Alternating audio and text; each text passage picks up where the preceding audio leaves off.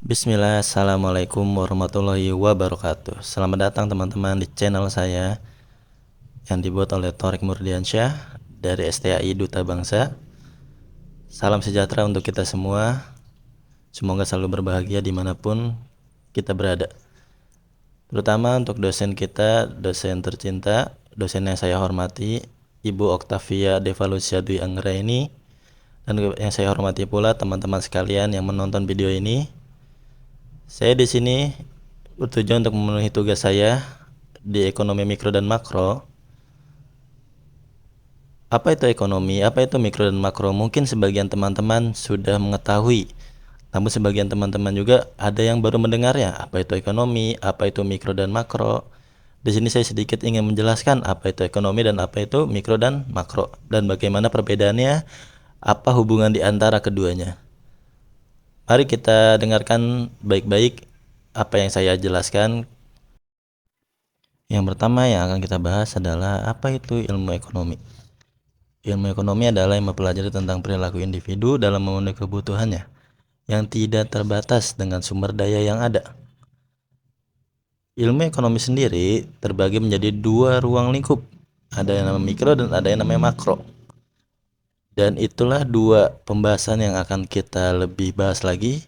Apa itu mikro dan apa itu makro. Apa perbedaannya dan apa saling terhubungnya. Sejarahnya, istilah makroekonomi dan mikroekonomi pertama kali diperkenalkan oleh Ragnar Frisch, orang yang pertama kali menerima penghargaan Nobel dalam bidang ekonomi. Jadi, apa itu mikro dan apa itu makroekonomi? Mari kita bahas.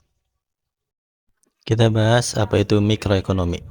Secara garis besar, kita bisa mengambil dari kata mikro yang artinya kecil. Jadi dapat disimpulkan bahwa teori mikroekonomi adalah ilmu yang mempelajari perilaku secara individu dari seluruh kegiatan ekonomi.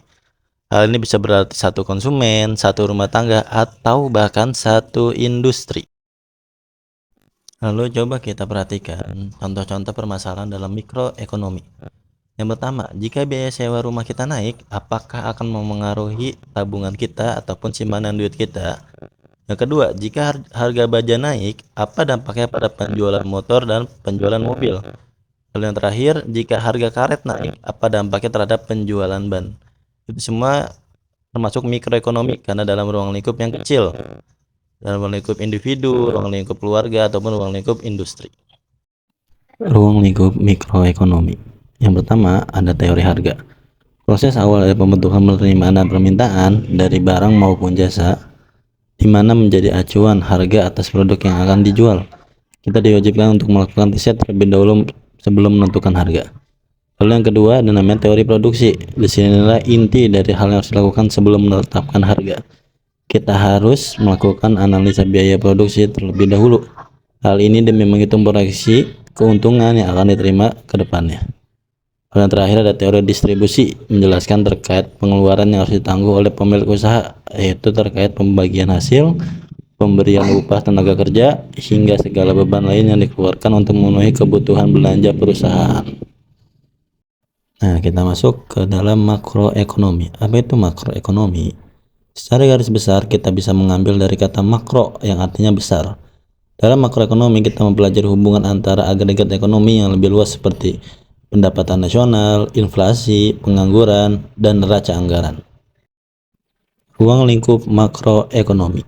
Ada tiga bagian untuk ruang lingkup makroekonomi. Yang pertama ada fiskal, merupakan suatu aturan yang mengatur tentang pendapatan dan pengeluaran suatu negara. Pendapatan sendiri biasa didapat melalui pajak ataupun non-pajak seperti denda, lelang, dan gratifikasi, maupun hibah dari negara lainnya. Yang kedua, moneter, yaitu suatu aturan yang mengatur tentang seberapa banyak bank sentral atau Bank Indonesia untuk negara Indonesia harus mengeluarkan uang beredar di masyarakat. Semakin banyak perputaran uang yang beredar di masyarakat, dimungkinkan harga produk juga semakin tinggi. Yang terakhir, segi penawaran berperan untuk membuat neraca keuangan suatu perusahaan tetap stabil. Dengan kata lain, kebijakan ini dibuat untuk mengatur kegiatan produksi dengan menekan anggaran. Akan tetapi, pemilik usaha tetap akan mendapatkan barang atau bahan baku yang berkualitas. Dan kita sampai di akhir ataupun hubungan ekonomi mikro dan ekonomi makro. Makroekonomis dan mikroekonomis saling memiliki ikatan yang cukup erat dan tidak bisa dipisahkan satu sama lain. Pada negara yang memiliki landasan perekonomian bagus, di mana nilai mata uangnya selalu stabil, pertumbuhan ekonomi selalu bergerak ke arah positif, kebijakan pemerintah mendukung dilakukan investasi, dan kondisi sosial ekonomi yang kondusif. Hal-hal tersebut memberikan peluang yang amat menggiurkan bagi pelaku bisnis untuk mengembangkan usahanya. Jika bisnis telah berkembang, maka investasi akan berdatangan. Pengaruhnya tidak hanya ke situ, tetapi juga terkait SDM semakin terserap, menyebabkan jumlah pengangguran di negara tersebut menjadi berkurang. Ya, terima kasih atas perhatiannya untuk teman-teman yang menonton, dan terima kasih atas perhatiannya juga untuk Ibu dosen. Semoga dengan ini saya bisa memenuhi tugas saya, dan semoga dengan sedikit yang saya sampaikan bisa menambah pengetahuan teman-teman sekalian. Kurang lebih yang mohon maaf. Assalamualaikum warahmatullahi wabarakatuh.